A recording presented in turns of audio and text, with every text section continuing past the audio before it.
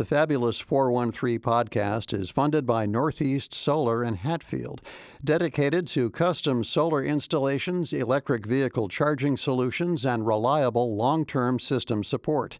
northeast-solar.com. Welcome to the Fabulous 413. I'm Khalees Smith. And I'm Monty Belmonte. Later in the show, we'll get our history in dramatic fashion with Plays in Place production of A Stake in the Ground, 1776 at historic Deerfield starting this weekend. Plus new and interesting ways to say 250th with our interim word nerd, Peter Solokowski. First, one could say that for the past 90-ish years, an aquatic divide has separated western and central Mass in order to bring drinking water to 61 towns east of Worcester. But those towns that now border one of the largest naturally filtered reservoirs in the nation have been asking that their contributions to keeping that area in good condition be properly recompensed. And if you live in Belchertown, Pelham, Shutesbury, New Salem, Ware, Petersham, or Hardwick, there's an important meeting on Friday morning you may not want to miss. On April 28, 1938, 88 years ago, the Commonwealth of Massachusetts disincorporated and flooded 4 towns in what was known as the Swift River Valley so that eastern Massachusetts could have reliable access to pristine drinking water. The communities that surround what's now known as the Quabbin Reservoir steward an invaluable resource, but they can't access Quabbin water, and they receive minimal compensation through a payment in lieu of taxes or pilot payment for use of their water. For years, residents in those towns have asked the Massachusetts Water Resource Authority, MWRA, Board of Directors, the public entity that provides Quabbin water to 61 communities in eastern Mass, to hold a meeting in the Quabbin region to see and hear directly from the communities and people that steward the land around the Quabbin Reservoir. More recently, a group of watershed neighbors calling themselves the Quabbin Watershed Stewards has begun organizing. Their work has bolstered the work of the Quabbin delegation and has been important in the advocacy for Quabbin equity legislation filed by State Senator Joe Comerford and State Representative Aaron Saunders. Now, the MWRA has agreed to come to the region to listen to Quabbin communities this Friday, July 10th at 9:30 a.m. at the Quabbin Visitor Center on Route 9 in Belchertown. We are joined by Ed Camo,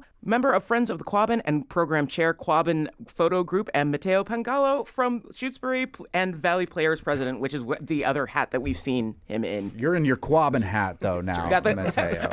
No, in a hat that literally says Shutesbury on it. Yes. And I love Shutesbury. We won't wade into the Shutesbury Athletic Club drama, but I'm rooting for that place to stay open. I love it. And Ed, you're always sending us these great press releases about these events that you're doing around the Quabbin, photographic events, and we're hoping to go out there with you. There's a big event happening in October that you'll be a part of, but this is about the meeting happening this Friday. You're from Belchertown, Ed. How is the town of Belchertown negatively impacted by what goes on with Boston drinking the Quabbin water? Well, I think probably the biggest thing is that we're one of the larger landholders, around the edge of the Quabbin. So the Quabbin is a big part of our life and our lifestyle in Belchertown. And what really kind of bothers a lot of us is it's very typical of everything we see that once you're west of 495, you're kind of out of sight and out of mind. And one of the things that stresses me the most, as a nature photographer, I spent a lot of time in the Quabbin, and it has dropped 10 feet down.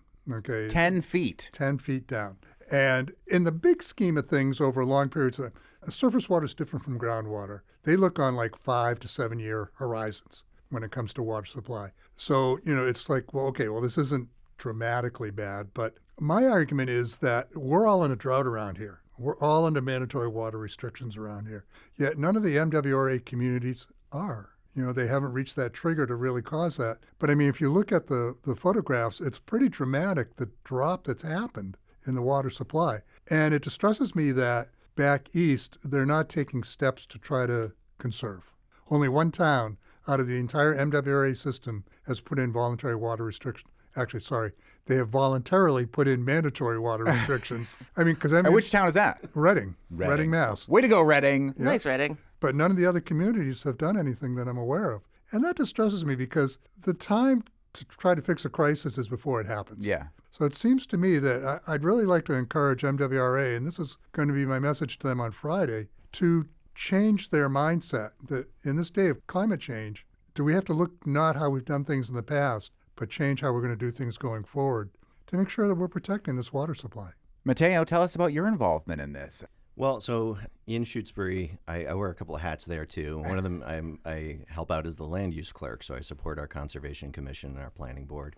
in our ZBA. You've been busy. Yeah. Yeah. And one of the things that's pretty clear is, we can do everything we can at the local level to serve the people in our town, but property taxes are going up, and they're going up everywhere. But one of the things that I think is particularly egregious is 34% of Shutesbury is taken by the state for protecting the Quabbin, and we recognize that, and we've adopted a really strict wetlands protection bylaw and zoning bylaws to try to sort of be good stewards of that land and that water. But in exchange for 34% of the land, the payment in lieu of taxes that we get from the state is about 3% of the town's budget. So it comes out to $59 an acre that the state pays Shutesbury for the Quabbin land. So a third of the land in Shutesbury can't be developed for anything, can't gather any tax money from it, and it gets fully foreclosed from 3% of the budget as opposed to 33 1/3%. Yeah. The way I think about it is this, we still have those costs to cover in our town. If that land were developed, and I don't think it should be, but if that land were developed to the same density as the rest of the town, that would generate about $3.5 million in property tax revenue, which our budget this fiscal year is $8.4 million. So it's a significant piece of money. Mm-hmm. That cost is still being borne by the people of Shutesbury. So in effect, the way I think of it is, we are subsidizing the true cost of Quabbin water on behalf of all of those people, of those 2.7 million people who drink that water. That's an important service. It's something that the state should be sort of working to rectify. And it's not just something in Shutesbury. I mean, Pelham gives up 35% of its land in exchange for $56 an acre. So it's costing them $2.5 million a year. Hardwick gives up 20% of its land for $26 an acre. New Salem, boy, I feel really bad for them. They give up 91% of their town in exchange for $21 an acre. Wow. So just for comparison, the statewide average payment in lieu of tax is $130 per acre. And there are some communities in eastern Massachusetts that are getting 5 figures per acre. There's one that gets $12,147 an acre. So the message is, the Quabbin land is not that important, but it's super important, right? Because it's providing clean drinking water as well as carbon sequestration and air cleaning for most of the for state. about 3 million people. Yeah, so it's worth investing in. And again, I'm not saying we should be developing on that land. I'm saying it's time to recognize the sacrifice that the communities around the Quabbin are making and compensate them fairly. We're speaking with Matteo Pangallo from Shutesbury and Ed Camo from Belchertown, who are friends of the Quabbin and have been working to try to bring equity to the towns surrounding the Quabbin when it comes to compensation, as the Quabbin nourishes the Boston area with all of its wonderful water. From just a water level standpoint, we know that we lost 4 towns to make this reservoir. The differences between when it's full and when it is empty are stark. Has there been any sort of movement to create any sort of other water retention facilities for Boston, or are they really just lumping all the eggs in the Quabbin basket? I'm not aware of any. I mean, I got to tell you, from an engineering point of view, it's a fascinating system that they built here. We have the Quabbin Reservoir, which we're all very familiar with. Partway to Boston is the Wachusett Reservoir, which, the Quabbin moves its water to the Wachusett, which then moves it further east to Boston. They also have the ability, and I find this fascinating, to divert water from the Ware River to backfill the Quabbin. And they had to do that this spring to help bring the level back up again. They have a tunnel, and that's the way it was designed, was to backfill the Quabbin with Ware River water. But they're very restricted as to how much they can do that and the time of year that they can do that. The whole system, if we got no more rain, it would have a 7-year supply. That's how much water there is. But you certainly don't want to reach that point. And you got to look, a drought is an annual event here. And if you look at the graph, for the past 2 years, it's just been a steady downward slope. I know that many, many years ago, there was a discussion about the Connecticut River as another potential water source. And there was, I think, appropriately, there was quite a bit of outrage about that suggestion. Not in my backyard. Yeah, exactly. That's where I live, in Turner's. I think that construction would never end. Just distance-wise, roadway-wise, that construction That'd be our would... version of the Big Dig. It would. Yeah. Tad's point about the engineering, I mean, it is incredible. When the Quabbin was planned, there were extremely careful plans made for disincorporating and disassembling the towns and the villages that were removed, and the engineering marvel that was the Quabbin Reservoir. But there was absolutely no planning done for the long-term impact on the other communities around it. And we see that now, like, Shutesbury, Belchertown, we're on the west side of Quabbin. Not only have we given up this land, we're not getting compensated for it, but also we are, in the process of the Quabbin being built, those communities were cut off from the next sort of largest metro area of Worcester. So, infrastructure, rail, power, roads, commercial corridors, all those opportunities were just foreclosed once the Swift River Valley vanished. There are lots of other, if you pardon the pun, downstream effects that the Quabbin has created. I mean, just look at housing affordability, right? We're told over and over again, if we're going to solve the affordability crisis, we need to build more housing. We can't do that in Shutesbury, really. Because a third of your land is in conservation gone, right? because of the Quabbin. 800 to 2,000 houses could fit there. And again, I'm not saying they should be built there, but I'm saying that tool in our affordability toolkit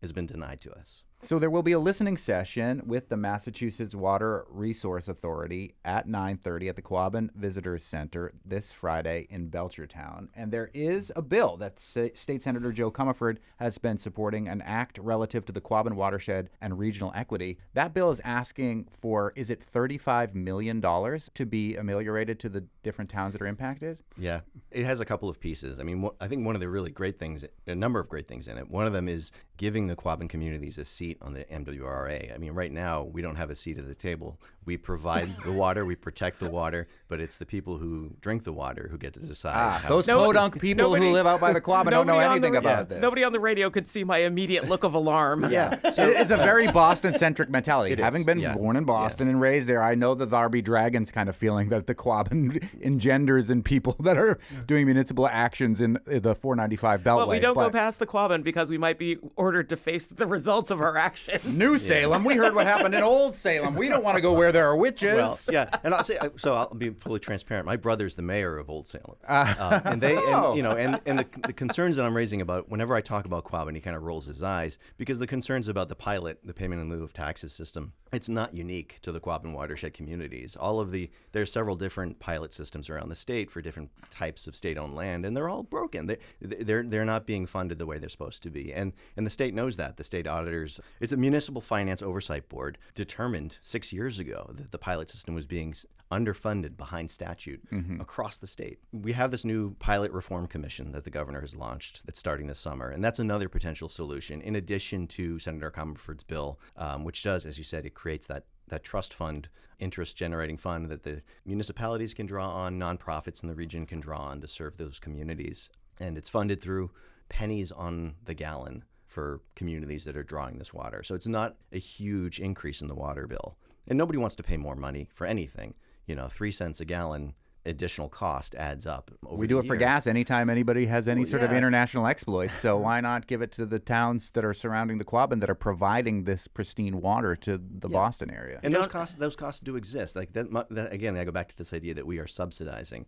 So if the people who are drinking the water aren't paying that additional cost, it's those of us who live around the water who are being forced to pay for it. And I know that you have drinking water issues in the Quabbin region with PFAS and those forever chemicals through the wells and things that we're seeing about that Joe Comerford has also done a lot of work towards. So, there is an inequity, it seems, between the towns surrounding the Quabbin and who benefits from the Quabbin. I mean, ironically, in Belchertown, we can't drink Quabbin water. As a matter of fact, you go to the Quabbin Visitors Center, they're not connected to the Quabbin themselves. Unbelievable. They get their drinking water from a well. One thing I'd like to bring up, too, that makes it even more important for the towns around it, the Quabbin water is naturally filtered.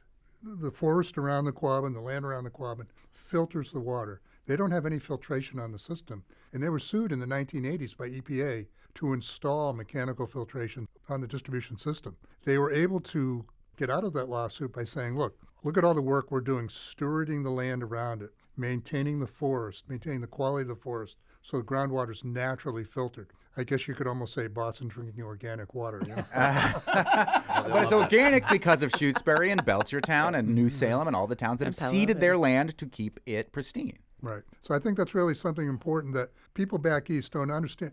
I mean, and I grew up in Belmont, and I never once thought when I opened a tap where my water comes from. I'm very conscious of that now here in Belchertown.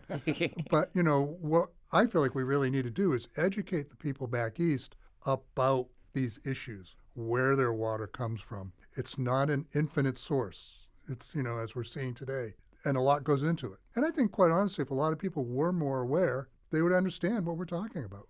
Former Northampton City Councilor Bill Dwight had an idea years ago where it would be like the new Boston Tea Party, where people would surround the Quabbin and, let's say, relieve themselves.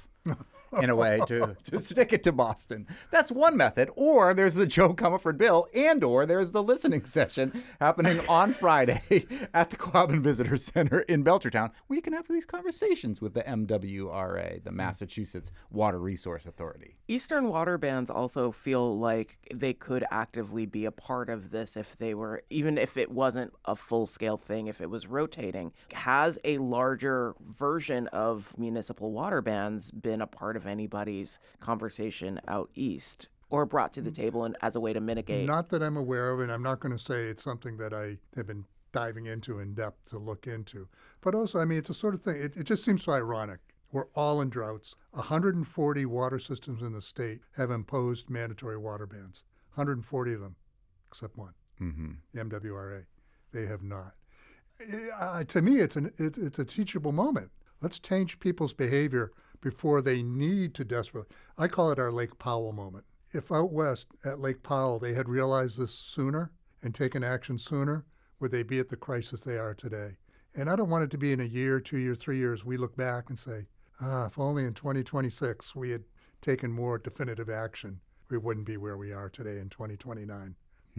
It still doesn't solve the problem, the water ban, of making the towns around the Quabbin whole financially. So this is another reason that this bill that Senator Joe Comerford has submitted is worth looking into and worth discussing. And you have that opportunity to discuss it with the Mass Water Resource Authority Board of Directors. They will be there at the Visitor Center. So if this is something that matters to you, you can come to this at 9:30 in Belchertown on Route 9 this Friday. I'd like to make one correction because we just got the agenda this morning. It's 10 a.m. 10. All right. 10 Get there at 9:30. Get a seat. Get a seat and be ready to go. Have all your questions at the ready. Are they taking written comments too? Or are they taking? That window is closed. Yeah. And there'll be about half a dozen towns that will be testifying at this hearing. Again, the agenda's online. If you go to mwra.com and drill down to the board of directors, you can see the agenda. I think it's really indicative of their attitude towards the Quabbin communities, that it is taken a concerted effort to bring them out here, and the fact that they are in the area is an event, whereas it should be routine. And I'm kind of curious how many will show up versus be there virtually. Because there is a virtual option as well. Yes. Well, Ed Camo, who's a member of the Friends of the Quabbin and the program chair of the Quabbin Photo Group, which we're going to go out there and we're going to look at things on the radio with you in October when your big event happens, which we love to do. And Matteo Pangallo from Shutesbury, who's also a part of this movement. And we'll have you on, too, about your Valley Players another time in the future, I hope, as well. Thanks for the work that you've been doing towards trying to make Western Mass whole when it comes to what we have given to the Boston area through the Quabbin Reservoir. Thanks for having us on and helping spread the word. Yeah, thank you. And also, hey, go to his photo exhibit at the end of the month. Oh, yeah. Where's your photo exhibit, Ed? It was in the State House. It's now going on the road. Reading Library, ironically. Oh, Reading. Way to go, Reading. It's one of the first libraries to feature it. It should be called the Reading Library, don't you think? We'll link to the proposed bills as well as Friends of Quabbin in today's show notes so you can be properly prepared to go to that meeting. Some of the folks putting history on stage with Plays in Place new production of A Stake in the Ground 1774 at Historic Deerfield are on the way. After we hear all the interesting ways you can say the anniversary they're celebrating with Merriam-Webster editor-at-large and our interim word nerd, Peter Solokowski. You're listening to the Fabulous 413 on 88.5 NEPM. The Fabulous 413 podcast is funded by CISA, Community Involved in Sustaining Agriculture, offering a searchable online guide to local food and farms. More information at buylocalfood.org. The Fabulous 413 podcast is funded by GZA Geoenvironmental, an employee-owned environmental consulting firm in Springfield and Syracuse, hiring entry-level to project managers in ecological and civil engineering to share in GZA's future. GZA.com. Yes, I'm just back from the ALA, the American Library Association. 20,000 librarians, can't be wrong. I gave a talk. LeVar Burton and I spoke at the same time. And Rachel Maddow spoke before us. Who? We keep encountering people who are just adjacent to LeVar Burton. I feel like our time is coming. It's approaching.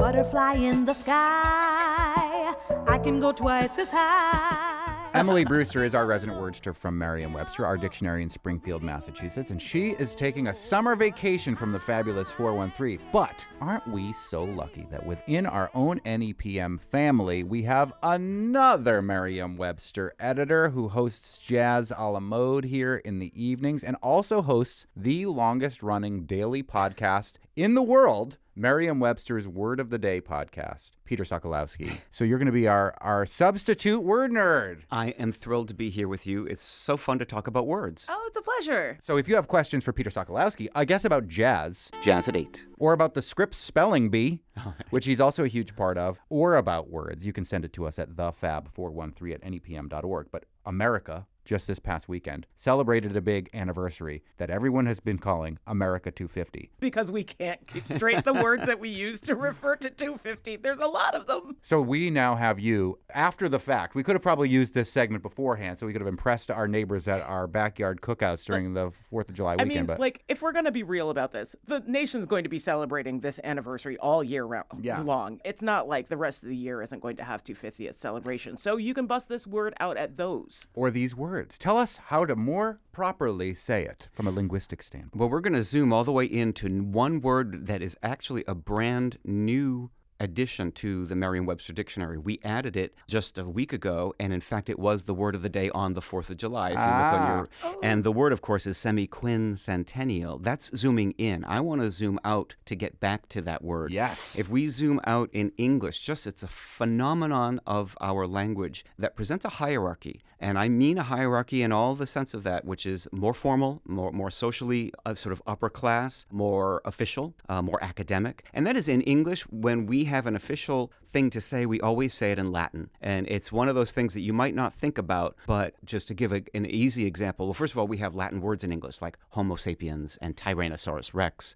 and habeas corpus. So those are obviously very specific technical names, and they're clearly Latin. But then there's a whole category of words that we might not think of as being Latin, but are. And I'll just give one example, one series of examples, which is that in English, we very often have adjectives from Latin for words that are, in fact, Anglo-Saxon or Germanic. And what I mean by that is the thing that you can touch or see, a concrete thing, is very often the Anglo-Saxon word. But the way we refer to it, the adjective, the term of expertise, the term of study, is always a Latin word. And the thing is, you know these. We all know these. Dog and canine. Cat and feline, obviously. Right. Sun and solar. Moon and lunar. And the thing is, this holds true all across the board, even for years and anniversaries. So the word year is an good old-fashioned, woody Anglo-Saxon word. But what is the term for anniversary? It's annual, which is obviously from the Latin. Now, by the way, I'm saying Latin. We're shortchanging the French. A lot of these words went from Latin to French to English, but they go back to a Latin root. And that is the way that we make words like centennial. And of course, we have the word hundred, and this gets to our numbers. The numbers in English, like the colors, are Anglo-Saxon words. So we have green and red, but we also have sort of crimson and emerald, Latinate terms that are more fancy or more artistic. And we have the word hundred or 250, which is very Anglo-Saxon and woody, but we can recognize that the word centennial comes from centus, from 100, the number 100, which is why we have cents. 100 cents equals $1. Annual is the term for 1 year, centennial, therefore for 100 years, and that gets us back to our word, semi-quincentennial. And it's easy to say quincentennial is 500 and semi-quincentennial is half of 500. Here's the question I will pose to you. Ooh. The thing about these Latin words is they are like Lego words. You can place them with each other, and we do this in English all the time. We do this with Greek and Latin parts. A term like homo meaning the same, or a term like semi meaning half, or bi meaning half, or both. Why don't we call this a semi-demi-millennial? Semi-demi-millennial. For example. I'm into it. Or if I can say this word, bicenquinquagenary. There's a word I've never said. Bicenquinquagenary. Quinquagenary might be my new favorite word. I love that. Quinquagenary, which means a 50th anniversary. So 550s is 250. You can just do the math in different ways. It's like Roman numerals. We're going to take an X, and then we're going to take a V, and we're going to plug it together, but we're going to put an I in front of it, and it's going to mean a different thing. You have anticipated my theory. Because the thing is, there is a kind of general theory for Roman numerals, which is that they can kind of flip both ways. You use the Roman numeral that is the closest to the largest of the numbers. So for the number 90, you would have XC, which means 10 from 100. Yeah. Right. You don't have, for example, XXXXXXXX. X, which would I've be seen a couple of those 900s. movies. You don't want to go there. Or even LXXX. Right, which would be because 50 is L, and that, but still you're closer you're closer to the 100 than to the 50, and so that's how it works. And so it's by proximity or gravity of the influence of the most dominant number. I love it. And that's why in this case, 500 being an easy word to say, quincentennial, that's the dominant number, and semi-quincentennial is interesting. And it's just worth pointing out. In English, we have semi, which we all understand to mean half. Although I never knew it as half. I always thought of it as some. Oh, partial, right, Yeah. exactly. But we also have demi, and we also have hemi. And so the fact is hemisphere is half a sphere, Yeah. and demi-tasse is half a cup. And English is just this sort of junk drawer of the classical languages. And so hemi comes from the Greek, and demi comes from Latin, and semi is kind of a mix of both, because Latin absorbed Greek and then sort of spit it out through French into English in many, many, many cases. So the fact is that gives us lots of flexibility with making these Lego words. We can refer to what has happened and has been celebrated over the weekend as the semi-quincentennial, or if you want to get real crazy, what is the other one again? Well, semi-demi-millennial is... Semi-demi-millennial, I which love sounds that like one. how I would describe my children. Those semi-demi-millennials. Or the bicenquinquagenary, Bicenquinquagenary. which means 50 plus 200. I think that is the most... Quinquagenary is so fun. Sounds like something that happens at Hogwarts. It sounds like something that's intentionally not real, but 5 times not real. And the 300th anniversary would just say tricentennial. Yeah, and that's the interesting thing. So why didn't we go to 300 and back from there? Well, they determined it was easier to cut something in half than to reduce by 50. So, these are big. In other words, bigger chunks always win the game when we're making or creating terms from Latin like this. And it is interesting that this word was so rare that it wasn't even in the dictionary. And then, It is weird. And it's a word that spiked in just a few months ago because the conversations about this anniversary year, and most people call it 250, it's easier to say. And what we recognized is that this was one of the rare occasions where we can have a kind of new release of one word. And because, there's a really good lexical reason to look this word up just for spelling alone. Yeah. And of course, we do enter it, as we do with a lot of these, with this kind of specificity. We do enter it as both a noun and an adjective. But the point being, in this kind of form with that ending, with ennial or annual, that word is often used both ways. It's often used as a noun or as an adjective, although the form itself is adjectival. I love that the land speed record for a word entering Merriam-Webster is COVID. That's right. Everybody was, what is this? Let's look it up. Yep. And the dictionary put it in very quickly. Yep. It's a kind of a little bit nicer that this word, although it sounds like it's something that would be ancient, was not in the dictionary and had to be in there quickly. And I'm not 100% sure, but with most of these are not terms that were used in ancient Rome necessarily. In other words, it was during the Renaissance when Latin, sort of had its rebirth, the proverbial rebirth, and this sort of wave of terminology, which is why all of our terms in biology and chemistry come from Latin. At the time, it was not medicine, it was physics, it was humors, and it wasn't astronomy, it was astrology, and it wasn't chemistry, but it was alchemy. And what's interesting is all of these pre-modern sciences, which were identified with Latin terms, shifted in the Enlightenment.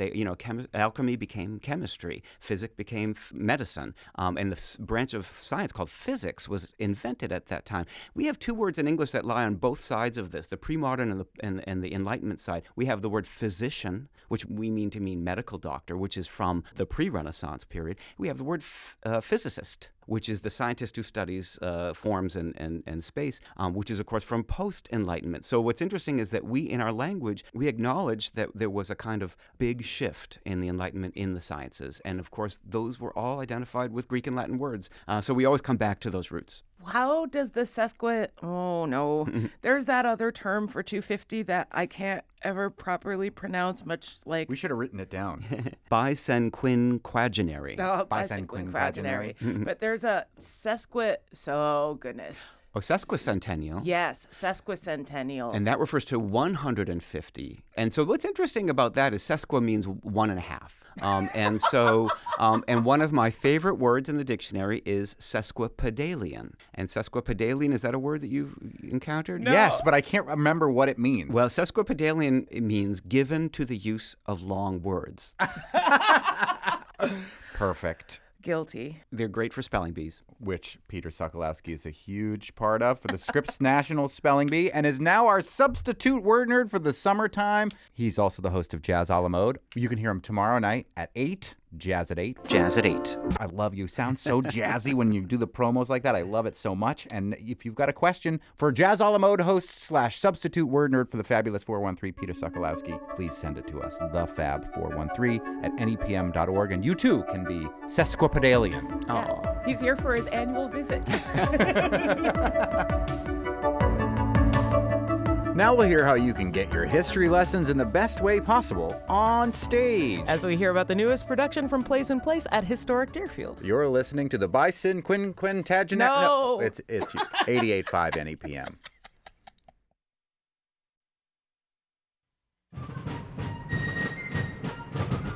Welcome back to the Fabulous 413. Bringing audiences into the emotional realities of the past is the challenge at the heart of A Stake in the Ground, 1774, a new site-specific theatrical production created by Plays in Place in collaboration with Historic Deerfield. Opening July 10th and running through August 16th, the production consists of 3 original plays set in Deerfield, Massachusetts on the eve of the American Revolution.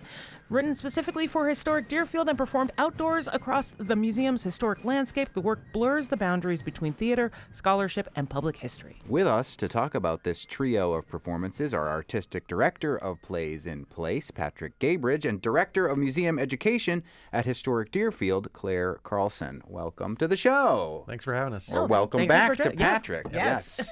Glad to be back. Speaking of, like, how...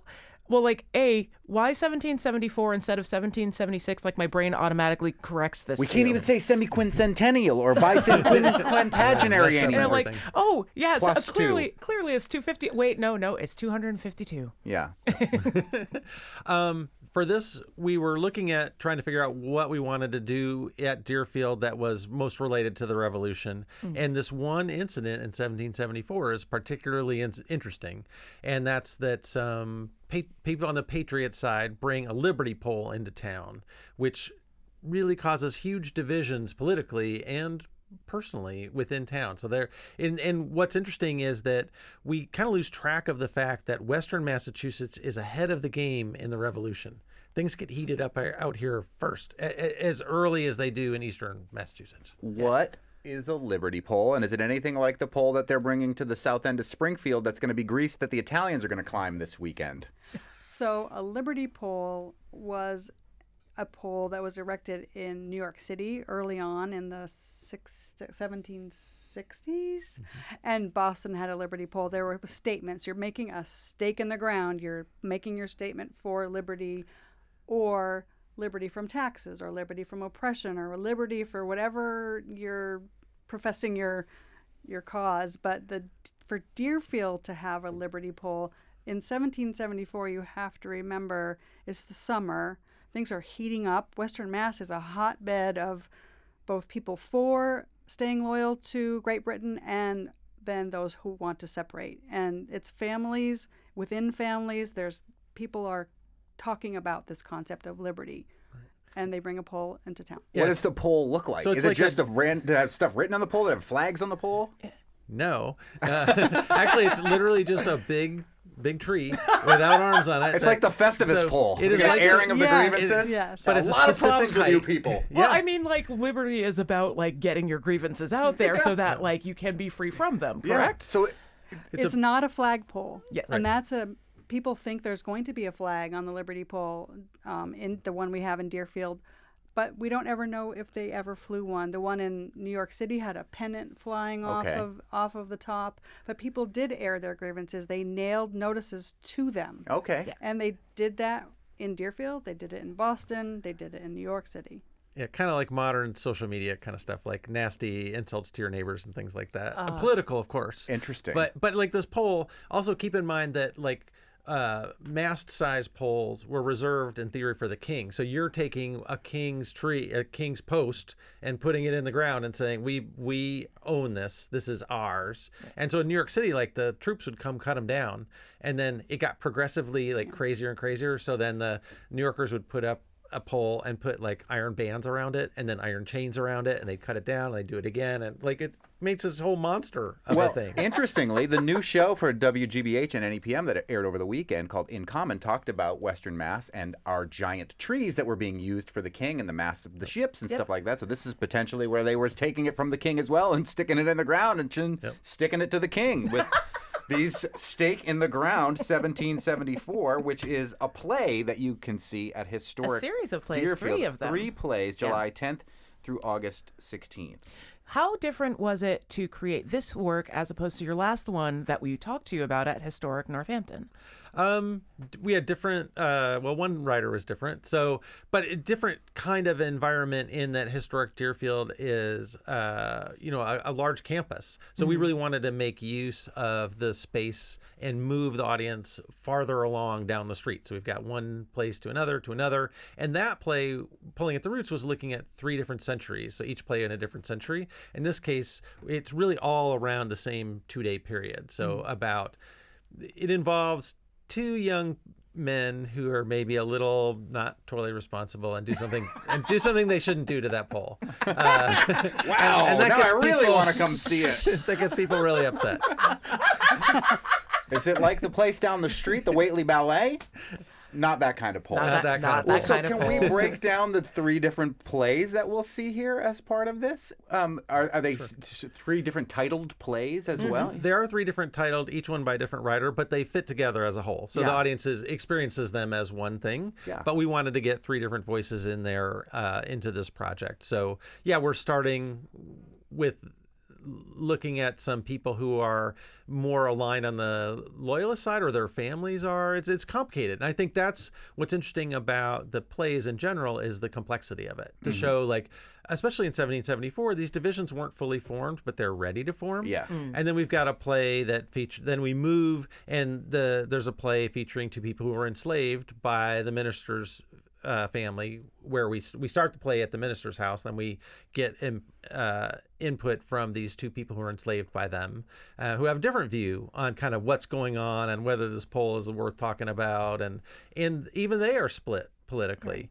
And then we move down to where the poll is and talk to somebody on the Patriot side who's pretty upset about what happened to that poll and has very strong political opinions. And so the 3 titles, if I'm correct, are The Liberty Lark by Talia Kingston, Ginny and Cato by Valen Lyric Turner, yes, and Sparks on Dry Tinder by you, Patrick Gaybridge. And that's the one where we hear the Liberty perspective. And I know that friend of the show, Tracy Grammer, is in the cast of that one. She's wonderful. Fantastic musician and actor.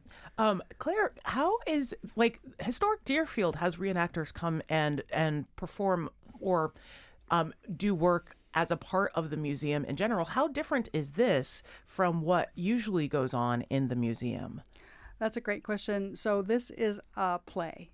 It's a theatrical production which is based on research in the archive. So Patrick and Talia and Valen came to the memorial libraries at Deerfield and dove into the primary sources.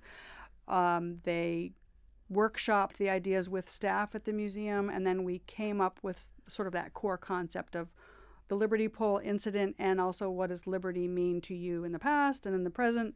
So it's different than hiring a reenactor group to come just have a big muster, where they do a lot of research. Reenactors are very serious about accuracy and what they're wearing, but this is an immersive theater experience for the audience. So when a reenactor group comes, you kind of talk to them, see what they're doing, but this is your part of the story.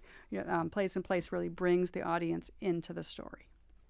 Do your other playwrights and you yourself, Patrick, do you consider yourself playwright/historian or historian/playwright? What came first, I guess? Definitely playwrights first. I can't own the mantle of historian. I don't have an advanced degree, but I definitely spend a lot of time doing historical research and have for many years now. So I love working with historians. for sure. And the librarians at the Memorial Library were amazing because they were able to bring all these documents to us that were related to the characters in the play as we kind of narrowed things down. And it's interesting because I think the split is interesting because as a playwright, if I'm just writing for something for the stage, I can write whatever I want. I could write, Oh Mary. But I wish you did. I wish I did too. That show is so good. I can't wait to see it myself. Yeah. But if I'm writing something that's being done at a museum or historic site, there's a expectation on the part of the audience that this is going to be true or factual as much as possible. But also the nice thing is our partners understand there has to be dramatic license because we have to tell a story and people didn't record everything, though we have the benefit in this case of having a journal of one of the characters who kept a diary. Oh, cool. Which one? It's the journal of Dr. Elihu Ashley, who's one of the characters in 2 of the plays. And he kept a journal, which we have the pages from 1773 to 1775. And it really is like the best source for what is happening on the cusp of revolution in Western Mass. He's connected. He's the son of the Loyalist minister. He's best friends with a man who is figuring out if he's a patriot or a Tory. His best friend does end up later becoming very significant member of the Continental Army. So it's intrigue, it's romance, it's drinking, and they're in their 20s. So Elihu Ashley, during the time of the diary, is in his mid-20s. Wow. These guys, I couldn't believe when I read this diary. Because you kind of have this idea, kind of like, just Puritans. And I've done a lot of stuff from this era. They drank beer instead of water. Yes, they were wild. We went to another exhibit right down the street from you and just about that very thing. That's what they write about all the time. And they stay out till he writes about we went out and played cards and drank flip. Until 2 or 3 in the morning. I did that last night. Yeah. Well, I don't think I can keep up with these guys now. Dear diary, somebody put up a giant pole in my town. What the heck is this? Yep. But that's true. He does write that. I can't wait it is amazing. I would love to read that firsthand account. But why just read it when you can watch it come to life when Plays in Place takes over historic Deerfield July 10th through August 16th with 3 plays, a stake in the ground, 1774. We're going to take a little break here and come back and talk more with the artistic director of Plays in Place, Patrick Gabridge, and the director of museum education at Historic Deerfield, Claire Carlson. You're listening to the Fabulous 413 on 88.5 NEPM.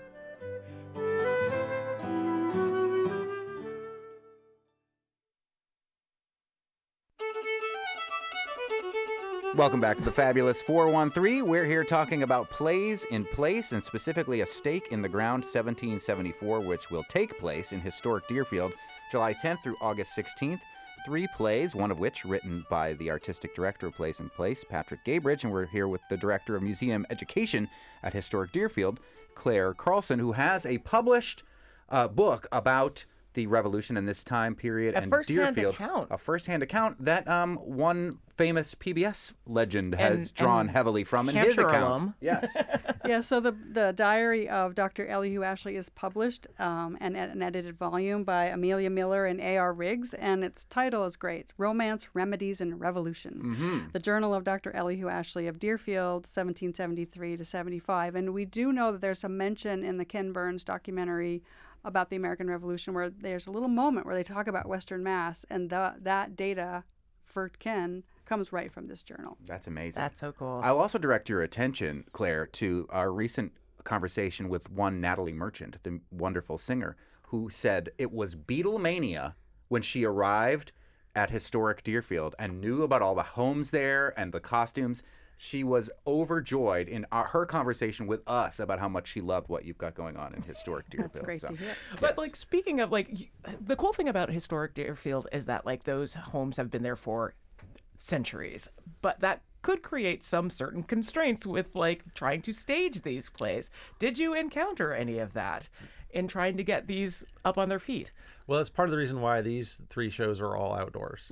So, they're small on the inside and they're fragile, and so we're doing one out. The first play takes place outside the literal Ashley house where Elihu Ashley lived. That play takes place there, and then we move down to another house for this interrupted play. And then the last play, which is between Joseph Stebbins and Cynthia Williams and Stebbins' mom, like is right at the site. Like you can see their houses right there, and we're right next to where the Liberty Pole was. Like it is right there. And then the audience, I think, can really feel that, and it gets a really good appreciation of historic Deerfield. So Historic Deerfield's founders, Henry and Helen Flint, in 1946 erected a replica of what they thought the Liberty Pole might have looked like, and they erected it in 1946 to honor the dead who had died at Pearl Harbor.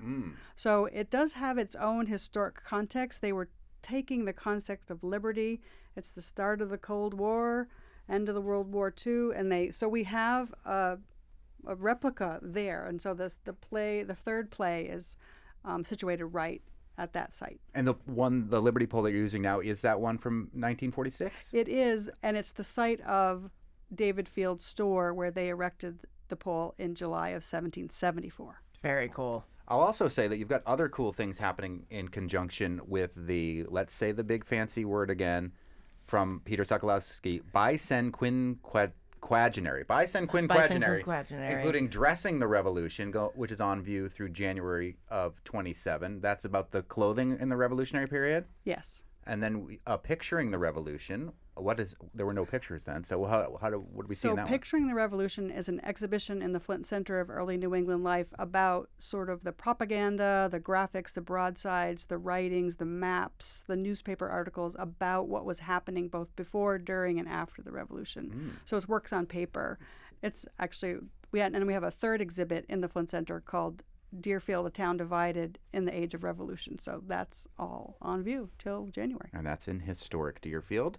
Simultaneously, Plays in Place has like another entire like production going on just across the state lines in East Granby, and you've got another set of plays coming back to historic Northampton. This is an intense like level of productions to be putting on in a basically 3-month period. And of also time. writing many of these. Yes. Yes. It's been a very busy time. This particular week is really crazy because we open in Deerfield on Friday. We also open the Slippery Truth prison break at Old Newgate Prison.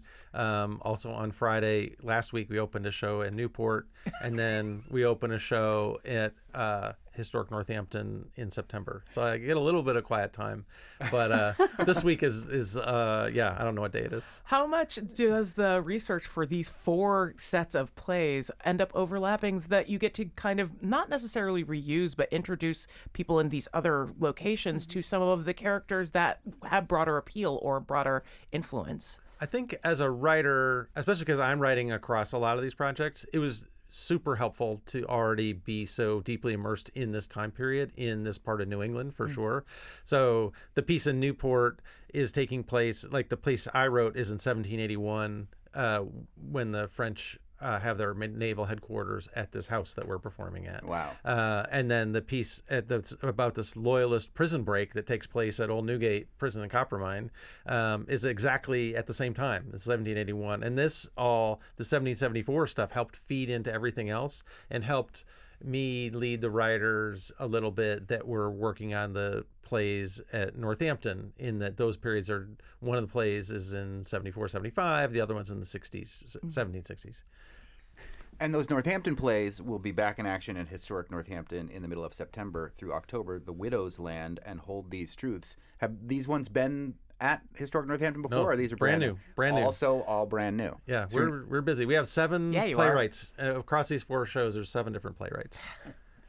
it's amazing. And the ones that we're specifically talking about right now for our 413-centric semi-quincentennial is our plus 2 years, I guess, is A Stake in the Ground, 1774, 3 plays that you can see in immersive style in historic Deerfield.